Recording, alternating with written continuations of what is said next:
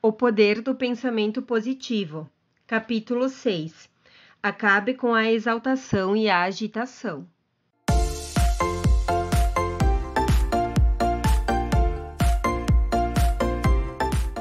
Seja bem-vindo ao canal A Mente Cria Sua Vida. Se você chegou a este vídeo foi por alguma razão, então se você gostar dele, se inscreve no canal e ativa o sininho, assim você será avisado quando postarmos conteúdos novos. Curta e comente e compartilhe o vídeo, pois assim o YouTube entende que é um conteúdo bom e o leva para mais pessoas. Os livros aqui transformados em audiolivros são livros que com certeza farão diferença em sua vida.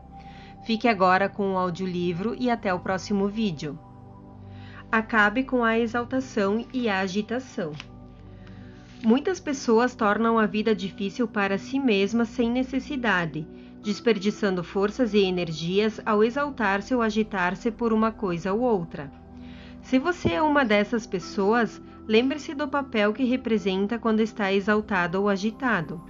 A palavra exaltação significa superexcitação dos sentidos, excitação nas funções orgânicas ou nos sentidos e estados da pessoa irritada. A palavra agitação, por sua vez, significa perturbação e é bem descritiva. Faz-nos lembrar uma criança doente à noite, choramingando petulante intermitentemente. Encerra uma qualidade irritante, aborrecida e penetrante. É um termo infantil que também descreve a reação emotiva de muitos adultos. A Bíblia aconselha-nos a não nos exaltarmos. Salmo 37:1. É um bom conselho para as pessoas do nosso tempo. Precisamos acabar com a exaltação e a agitação e tornar-nos serenos se quisermos ter forças para viver bem. E o que devemos fazer para conseguir esse objetivo? O primeiro passo é reduzir o ritmo de nossa vida. Não percebemos o quanto ele tem se tornado acelerado. Muitas pessoas se destroem fisicamente com o ritmo que imprimem à sua vida, e o que é ainda mais trágico, aniquilam também o espírito e a alma. É possível a uma pessoa viver fisicamente uma existência tranquila e ainda manter um ritmo elevado emotivamente. Até mesmo o inválido pode, sob esse ponto de vista, cultivar esse ritmo em sua vida. O caráter de nossos pensamentos é que determina ou não a exaltação e a agitação. Quando o espírito se precipita desordenadamente de uma atitude desarrazoada a outra, ele se torna febril, resultando de um estado de quase insolência. Deve reduzir-se esse ritmo da vida moderna se não quiser sofrer profundamente de suas superexcitações debilitantes. A superexcitação produz venenos tóxicos no corpo e cria males psíquicos. Produz fadiga e uma sensação de frustração, disso decorrendo um estado de agitação e exaltação. Se o efeito dessa inquietude psíquica é tão pronunciado fisicamente, qual deverá então ser o seu efeito nessa essência profunda que temos dentro de nós mesmos e que chamamos de alma? É impossível ter a alma em paz se o ritmo de nossa vida for febrilmente acelerado. Deus não andará assim tão depressa, não procurará acompanhar você nesse passo. Dir-lhe-á o seguinte: se achas que tens de andar depressa, anda, se bem que isso seja tolice. Quando estiveres exausto, oferecer-te-ei a cura.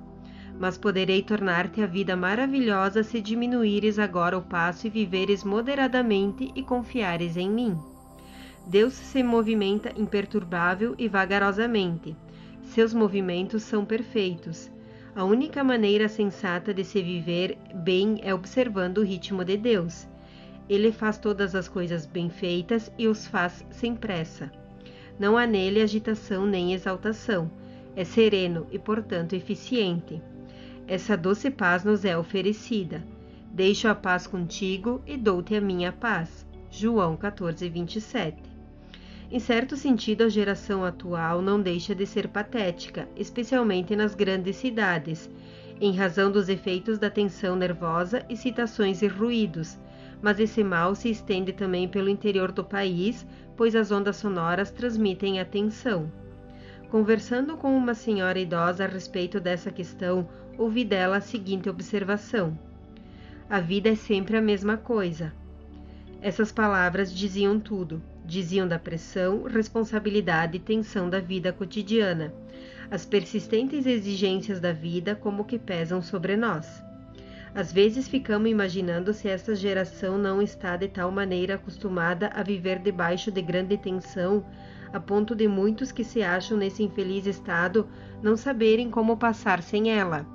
A doce quietude das florestas e vales que nossos antepassados conheciam tão bem lhes é estranha. O ritmo de suas vidas é tal que, em muitos casos, eles se sentem incapazes de usufruir das fontes de paz e doçura que este mundo físico lhes oferece. Certa tarde de verão, minha senhora e eu fomos dar um passeio numa floresta. Estávamos hospedados na bela casa da montanha do Lago Mohonk, o qual se ergue num dos mais interessantes parques naturais dos Estados Unidos. O parque tem 7.500 acres de terras virgens e montanhas, no centro dos quais existe um lago. É como se fosse uma joia num escrínio de veludo. A palavra Mohonk significa lago no céu. Numa era distante, alguma convulsão gigantesca da terra devia ter formado aqueles penhascos. Ao sair-se das florestas densas, chega-se a um promontório. Descortinam-se as grandes vales entre montanhas rochosas e antigas como o sol.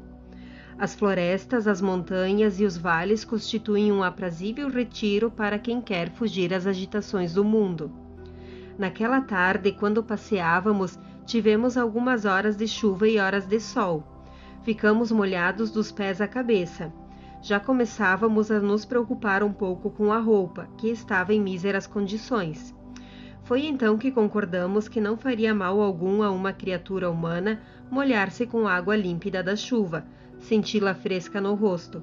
Afinal, sempre poderíamos sentar-nos ao sol e este se encarregaria de nos secar. E assim continuamos a passear sob as árvores, conversando de quando em quando. Estávamos também atentos àquela doce quietude das matas. Num sentido absoluto, as matas jamais ficam em repouso. Há sempre uma tremenda atividade em processo, mas a natureza não faz ruídos estridentes. Não obstante a extensão de suas operações, os sons da natureza são tranquilos e harmoniosos. Naquela bela tarde, a natureza estendeu sua mão benfazeja para nós. A tensão que, momentos antes, caíram sobre nós era como que desaparecida. Justamente quando estávamos presas de doce encantamento, chegaram até nós os sons de uma música ao longe. Era uma música de cordas, nervosa, do estilo jazz. Passado algum tempo, surgiram duas moças acompanhadas de um rapaz, o qual carregava um rádio portátil. Eram jovens da cidade que tinham saído para dar um passeio na floresta e que, de sobremodo trágico, tinham trazido consigo aquele ruído estridente da civilização. Eram simpáticas criaturas, pois pararam para conversar conosco. Pensei em pedir-lhe que desligassem o rádio e procurassem ouvir a música da floresta, mas achei depois que não me ficava bem fazer-lhe semelhante pedido. Finalmente eles prosseguiram o seu caminho. Comentamos sobre o que eles estavam perdendo, atravessando aquelas matas aprazíveis e não ouvir a música que é tão velha quanto o mundo, cuja harmonia e melodia são inigualáveis. O canto dos ventos bailando pelas árvores, as doces notas dos pássaros no seu gorjeio sublime e pairando sobre tudo isso todo o cenário musical das matas. E isso ainda se encontra nos Estados Unidos, nas florestas e grandes planícies, nos vales, nas majestosas montanhas e na doce areia das praias, onde as ondas espumantes do oceano se desfazem alegremente. Devíamos aproveitar-nos desse ambiente salutar. Lembro-me das palavras de Jesus: vinde sozinhos a um lugar deserto e descansai durante algum tempo. Marcos 6,31. Mesmo no momento em que escrevo essas palavras e lhes dou este bom conselho, lembro-me de ocasiões em que me tornou necessário recordar que não devia deixar de pôr em prática essa mesma verdade, a qual ressalta o fato de que devemos sempre procurar a solidão de vez em quando, se desejarmos trazer seus benefícios para a nossa vida. Num dia de outono, minha esposa e eu fizemos uma viagem a Massachusetts, a fim de visitar o nosso filho John, que estudava numa academia da cidade. Avisamo-lo que chegaríamos às 11 horas da manhã. Sempre nos orgulhamos desse antigo e bom costume americano, a pontualidade. Como estávamos um pouco atrasados, Corríamos muito com o automóvel. Em dado momento, minha mulher me perguntou se eu tinha visto uma bela colina ao lado. Que colina? Indaguei. Já ficou lá atrás, explicou ela. Olhe que árvore bonita. Que árvore? Ela já tinha ficado 1 milha atrás.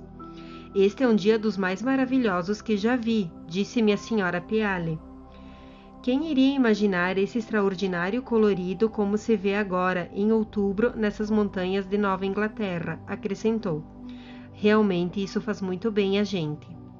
Aquela observação de minha mulher me impressionou de tal modo que parei o carro. Retornei depois 1/4 de milha até junto a um lago, em cuja margem oposta às montanhas oferecia um belo cenário com cores que lhes emprestava aquele dia de outono. Ficamos ali parados, contemplando-o e meditando. Deus, com seu gênio e arte, havia pintado aquela cena com tintas maravilhosas que só ele sabe misturar. Naquelas águas tranquilas do lago refletia-se a visão de sua glória, pois as encostas das montanhas formavam um quadro inesquecível naquele límpido espelho. Ficamos ali sentados durante algum tempo sem dizer uma palavra. Finalmente minha mulher rompeu o silêncio com uma frase muito apropriada. Ele me conduz às margens de águas tranquilas. Salmo 23, 2. Chegamos à cidade às 11 horas, não sentimos o cansaço. De fato, nossas forças como se tinham restaurado. Para auxiliar a reduzir essa tensão que parece dominar nosso povo em toda parte, você poderá começar a reduzir o ritmo de suas atividades. Basta acalmar-se e serenar-se, não se exalte, não fique agitado, mantenha sempre um estado de espírito tranquilo.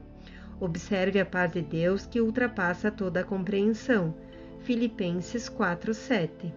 Verá depois aumentar em você a sensação de força serena. Um amigo meu que foi obrigado a observar certo repouso escreveu-me depois.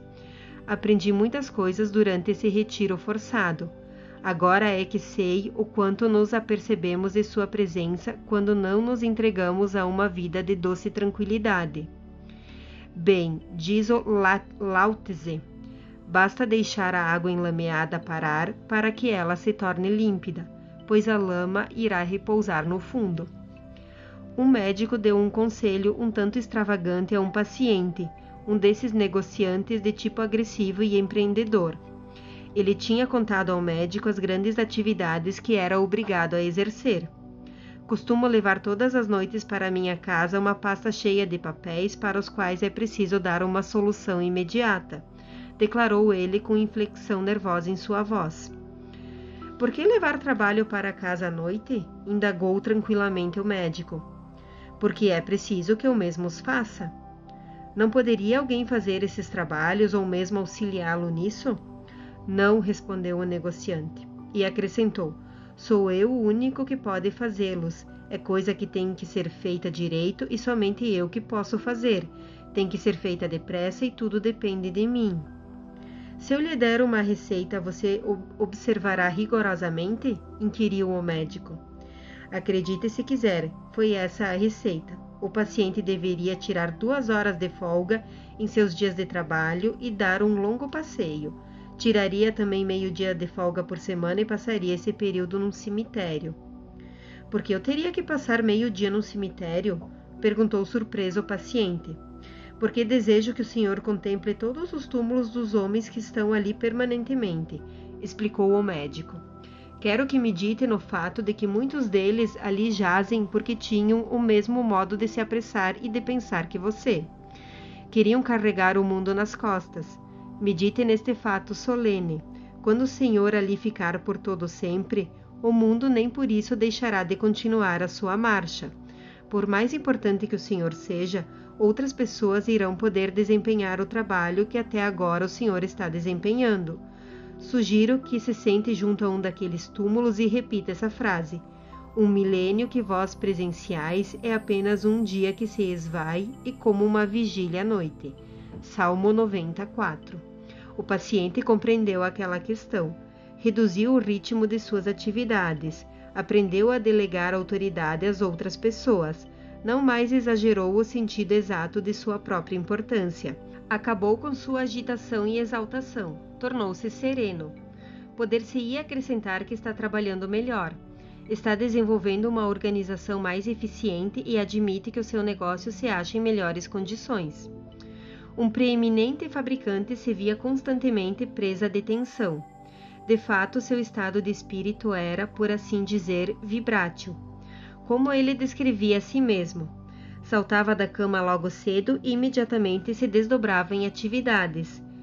Era tal a sua pressa que a sua primeira refeição tomava ovos quentes porque estes desciam mais rápido para o estômago. Toda essa correria louca o deixava exausto ao meio-dia, ia se deitar todas as noites completamente esgotado. Acontece que a casa dele ficava situada em meio a um conglomerado de árvores. Um dia, aos primeiros albores da manhã, impossibilitado de dormir, levantou-se e foi postar-se junto a uma janela. Prendeu-lhe a atenção um passarinho que começava a despertar de seu sono. Observou que o pássaro dorme com a cabeça enfiada debaixo da asa, com as pernas encolhidas e, ao despertar, levanta o bico, olha preguiçosamente em torno de si, estica bem uma perna, depois distende uma asa sobre ela, qual um verdadeiro leque.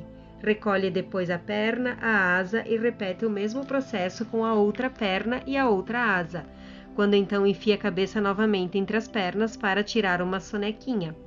Levanta depois a cabeça e desta vez olha alegremente para os lados. Inclina-a e em seguida para trás, dá mais 2 ou 3 puxões às asas e às pernas e lança depois seu melodioso canto de louvor para o dia. Desce depois de seu abrigo, bebe um pouco de água fresca e começa então a procurar alimento para si. O meu vibrátil amigo disse então com seus botões: se essa é a maneira que os pássaros se levantam, assim tão preguiçosamente, por que não haveria de ser um bom método para eu começar também um dia? Acabou agindo daquela mesma maneira. Chegava até a cantar, notou que o canto exercia realmente um efeito benéfico no seu organismo. Não sei cantar, mas é coisa que agora pratico sentado muito tranquilamente numa cadeira, observou o fabricante sorrindo. Na maioria das vezes canto hinos e algumas canções alegres. Imagino-me cantando, que é o que realmente faço. Minha mulher pensou que eu tinha perdido o juízo. A única vantagem que levo sobre o pássaro é que faço minhas orações também. Depois, à maneira dele, trato logo de comer uma boa refeição, bacon e ovos, e não tenho pressa para comer. Depois disso, sinto uma boa disposição para ir trabalhar. Seguramente começo o dia sem tensão alguma, o que me auxilia a exercer atividades muito tranquilamente e sem agitações. Contou-me um antigo membro de uma universidade que se sagrara campeão nas regatas, que seu instrutor era muito hábil e costumava recomendar aos tripulantes do barco que remassem lentamente se quisessem ganhar uma corrida. Dizia que as remadas rápidas tendiam a quebrar o ritmo, o qual muito dificilmente se poderia recuperar. Entre mentes, outros barcos com isso passariam à frente da tripulação assim desorganizada. É realmente um bom conselho este que eles lhes dava. Para se ir depressa, basta remar devagar. A fim de remar ou trabalhar devagar e manter o ritmo constante que conduz à vitória, a vítima da pressa faria melhor se absorvesse no espírito essa paz coordenadora que vem de Deus. Poder-se-ia acrescentar: devia absorvê-la também nos nervos e nos músculos.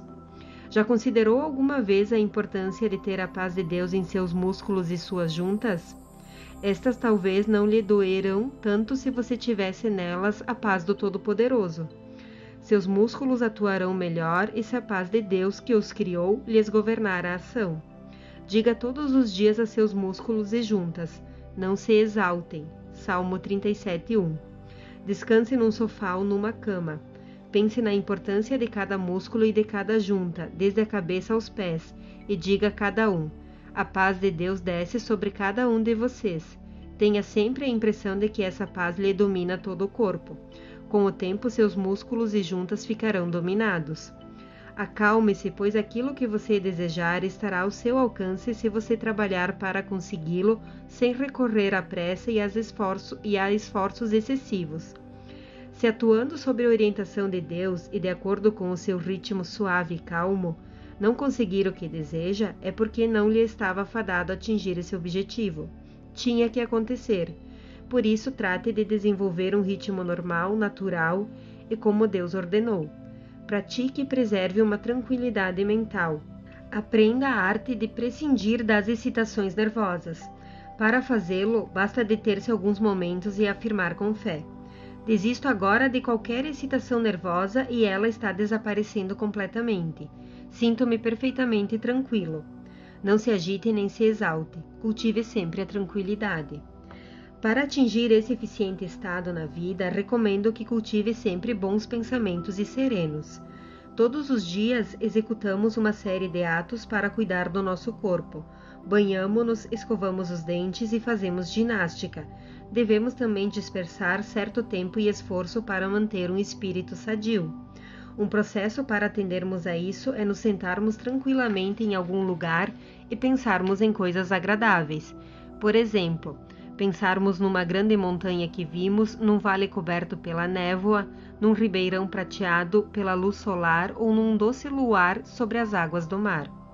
Cesse completamente por uns 10 ou 15 minutos qualquer atividade que esteja exercendo e mantenha-se sereno. Faça isso pelo menos uma vez a cada 24 horas, preferivelmente na hora mais atarefada de seu dia. Há ocasiões em que é essencial reprimir resolutamente os nossos movimentos. É preciso ressaltar que a melhor maneira de fazê-lo é cessar completamente toda e qualquer atividade. Fui uma ocasião a certa cidade fazer uma conferência que tinham solicitado. Uma comissão me recebeu à chegada. Levaram-me logo a uma livraria, onde tive que dar autógrafos e depois a um outro estabelecimento, onde se repetiu a mesma cena. Dali me levaram quase às pressas para um almoço. Findo este, conduziram-me para uma reunião. Mal acabou a reunião, levaram-me para o hotel, onde troquei de roupa e tive que sair correndo para uma recepção, onde fui apresentado a um sem número de pessoas e bebi 3 copos de ponche de frutas. Levaram-me depois para o hotel e me disseram que eu tinha 20 minutos para vestir-me para o jantar. Quando estava me vestindo, o telefone tocou. Fui atender. Alguém pedia que me apressasse, pois era preciso que fôssemos depressa para o tal jantar. Daqui a pouquinho estarei aí embaixo, respondi, presa de agitação. Tratei de sair às pressas e sentia tal hesitação que mal podia enfiar a chave na fechadura da porta. Passei uma rápida vista de olhos na roupa para ver se estava tudo em ordem e corri para o elevador. De repente parei, estava sem fôlego. Perguntei então a mim mesmo: por que tudo isso? Que significa toda essa pressa? Que coisa ridícula! Tratei de ser independente e disse com meus botões: pouco me interessa esse jantar. Pouco se me dá se faço ou não essa conferência. Não sou obrigado a ir ao jantar e tampouco a fazer a conferência. E assim, deliberadamente e vagarosamente, voltei para o meu quarto. Não tive pressa em abrir a porta. Telefonei para o homem que me esperava embaixo e lhe disse que se quisesse jantar, que fosse. Poderia reservar um lugar para mim se eu desejasse, pois eu ia demorar-me um pouco mais. Não queria mais saber daquelas correrias. Tirei o paletó, sentei-me, tirei os sapatos e estendi os pés para cima da mesa, e fiquei assim muito comodamente sentado. Abri depois a Bíblia e muito lentamente li a passagem do Salmo 121. Erguerei os olhos para as colinas, donde vem o auxílio para mim. Fechei o livro e disse para mim mesmo: vamos, é preciso viver com mais calma. Afirmei depois: Deus está aqui, sua paz desce sobre mim. Ainda raciocinei: não tenho necessidade de comer coisa alguma. De qualquer modo, já tenho comido muito. Além disso, é bem provável que o jantar não seja bom, e se eu ficar sossegado agora, poderei fazer um discurso melhor às 8 horas. Ficarei assim tranquilamente sentado e orarei durante uns 15 minutos. Jamais me esquecerei da sensação de paz e do domínio pessoal que tive quando deixei o quarto. Tive a gloriosa sensação de ter subplujado alguma coisa, de ter me dominado emotivamente, e quando cheguei ao jantar, os convivas tinham acabado de terminar o primeiro prato. Tudo o que perdi foi a sopa, que, na opinião geral, não foi uma perda muito grande. Esse incidente foi uma experiência extraordinária da benéfica presença de Deus. Tive-a parando simplesmente. lendo tranquilamente a Bíblia, orando sinceramente e fazendo passar pelo meu espírito alguns pensamentos serenos durante certo momento. Os médicos geralmente acham que se poderia evitar ou vencer muitos males físicos se professasse a filosofia e metodologia de não se ceder a qualquer agitação ou exaltação. Um ilustre cidadão de Nova York contou-me que seu médico lhe sugerira que viesse à nossa clínica, na igreja, porque, disse-lhe, precisava desenvolver uma calma filosófica em seu modo de vida. Os recursos de suas forças estão esgotados. Meu médico falou que estou excedendo-me completamente. Disse que estou sob forte tensão nervosa, muito agitado.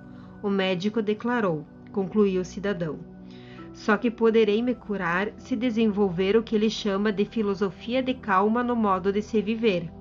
Ele se levantou e andou de um lado para o outro na sala. Perguntou depois: mas como é que poderei fazer isso? É muito fácil falar, mas é difícil de se pôr em execução.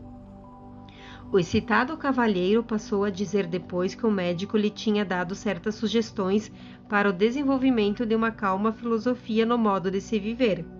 Eram realmente muito sábias, mas, explicou ele, sugeriu-me que procurasse os senhores aqui na igreja, pois acha que se eu aprender a observar a fé religiosa numa maneira prática, conseguirei a paz para o meu espírito e a diminuição da minha pressão sanguínea. Com isso, disse-me ele, haverei de sentir-me melhor fisicamente. Conquanto compreenda que a receita do médico seja sensata, pergunto: como poderá um homem de 50 anos de idade, de uma natureza tão vibrátil quanto a minha, modificar repentinamente os hábitos de toda uma existência e desenvolver essa filosofia? Parecia de fato um problema, pois ele era um feixe de nervos irritadiços e explosivos. Andava de um lado para o outro, batia na mesa e falava estridentemente. Dava a impressão de um homem completamente perturbado e mistificado. Obviamente demonstrava a sua pior feição. Contudo, estava revelando claramente o que lhe passava no íntimo, e isso nos dava uma oportunidade de auxiliá-lo através da melhor compreensão. Ouvindo o que dizia e observando sua atitude mais uma vez, compreendi que Jesus Cristo retém extraordinário domínio sobre os homens. É que ele tem a resposta para tais problemas. Provei o fato, mudando subitamente o rumo da conversa. Sem qualquer preâmbulo, comecei a recitar textos da Bíblia, tais como: vinde a mim, todos vós que trabalhais e tendes cargas pesadas, que eu vos darei o descanso. Mateus 11:28. A paz deixarei convosco e dar-vos-ei a minha paz, não como o mundo dá, mas como eu vou dá-las. Não deixeis que o coração se perturbe nem que sinta temor. João 14:27. Conservareis em perfeita paz aquele que tiver o pensamento voltado para vós. Isaías 26:3. Recitei aquelas palavras lenta, deliberada e pensativamente. Nesse interim, observei que o visitante se acalmou. Ficou tranquilo. Ficamos depois em silêncio. Parecia que já haviam decorrido muitos minutos. Talvez não fosse tanto. Finalmente ele soltou um profundo suspiro. Coisa interessante, murmurou ele. Sinto-me muito melhor. Não é esquisito? Creio que foram essas palavras todas que o Senhor disse. Não foram apenas palavras, embora elas exerçam extraordinário efeito sobre o espírito, expliquei. É que aconteceu algo mais profundo. Ele tocou há pouco no Senhor, o médico do toque banfazejo. Ele estava presente nesta sala. O visitante não demonstrou qualquer surpresa com aquela asserção. Ao contrário, concordou imediatamente com ela. Vi-se-lhe estampada no rosto aquela convicção. O Senhor tem razão. Realmente ele estava aqui, sentia sua presença. Compreendo o que o Senhor quer dizer, agora compreendo. Jesus Cristo ajudar-me-á a desenvolver essa calma filosófica necessária à vida. Aquele homem encontrou o que milhares de outros estão agora descobrindo, a simples fé e a observância dos princípios e normas que a religião traz a paz e a serenidade, trazem por conseguinte novas forças para o corpo e para o espírito. É o perfeito antídoto para a agitação e a exaltação. Auxilia a pessoa a adquirir a serenidade e a conseguir assim novas energias. Naturalmente, era necessário ensinar àquele homem novas normas de pensamento e ação. Foi o que, em parte, se fez, sugerindo-lhe trabalhos escritos por peritos no campo da cultura do espírito. Por exemplo, demos-lhe lições de como deveria frequentar a igreja, demonstrando-lhe como fazer o culto na igreja um remédio terapêutico. Ensinamo-lhes a empregar cientificamente as orações e a observar certo descanso. Como resultado dessa prática, ele acabou sendo um homem sadio. Qualquer pessoa disposta a seguir esse programa e que observe sinceramente esses princípios todos os dias, acredito que desenvolverá dentro de si a paz e a energia que necessita. Muitas dessas normas se acham expostas neste livro. A prática diária dessas normas benéficas é de grande importância para conseguir o domínio sobre as emoções. Não se poderá adquiri-lo de maneira fácil ou por um passe de mágica. Não se pode desenvolvê-lo apenas com a leitura de livros, se bem que isso muitas vezes seja de grande auxílio. O único método certo é cultivá-lo regular, persistente e cientificamente, e desenvolver ao mesmo tempo uma fé criadora. Sugiro que se comece com um processo primário, como o de se adestrar na arte de ficar fisicamente quieto. Não se ande de um lado para o outro, não torça as mãos, não esmurre a mesa, não grite, não discuta e não seja impaciente. Não se deixe levar pela exaltação. Nela os movimentos físicos se tornam acentuados. Comece, pois, pelo processo mais simples. Cesse os movimentos físicos. Mantenha-se tranquilo, sente-se e repouse. É claro que se deve dominar a voz. No desenvolver-se esse domínio sobre si mesmo, é preciso pensar calmamente, pois o corpo responde de modo sensível ao tipo de pensamento que lhe passar pelo espírito. É também verdade que se pode manter sereno o espírito, fazendo com que o corpo permaneça tranquilo. Quer isso dizer que a atitude física pode provocar atitudes mentais desejadas. Num discurso, relatei um incidente que ocorreu na reunião de uma comissão que estive presente. Um senhor me ouviu relatá-lo e ficou tão impressionado que resolveu seguir à risca a técnica nela sugerida. Informou-me que a técnica em questão é muito eficiente para se debelar toda e qualquer exaltação. Achava-me na referida reunião, onde se verificou uma discussão, a qual finalmente se tornou muito acesa. Os ânimos já estavam exaltados e alguns dos presentes pareciam já não poder conter-se. Houve trocas de palavras muito ríspidas. Subitamente um dos homens se levantou, tirou o paletó, abriu o colarinho e deitou-se num sofá. Aquilo surpreendeu a todos. Alguém perguntou se ele estava se sentindo mal.